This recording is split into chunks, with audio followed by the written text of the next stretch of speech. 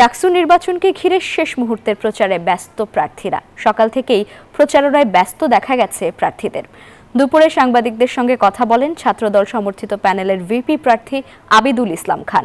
নির্বাচনে জয়ী হলে ঢাকা বিশ্ববিদ্যালয়ের ক্যাম্পাসে সম্প্রীতি ও নিরাপত্তা নিয়ে কাজ করার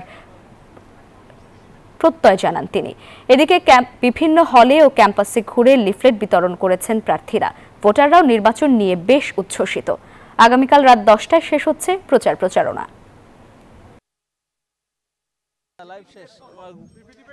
তাদেরকেই বেছে নেওয়া উচিত যারা যে কোনো প্রকার যে সাম্প্রদায়িক ইস্যুতে কিংবা যে কোনো বিভাজনে কিংবা যে সকলের অধিকারের ব্যাপারে যারা সোচ্চার থাকবে তাদের বেছে নেওয়া উচিত। যে রাজনৈতিক অপসংস্কৃত গোটা বাংলাদেশকে ধ্বংস করেছে একটা দীর্ঘ সময় ধরে, সেই জায়গা থেকে সেইটার কোনো পুনরাবৃত্তি আমাদের হাত ধরে অন্তত হবে না।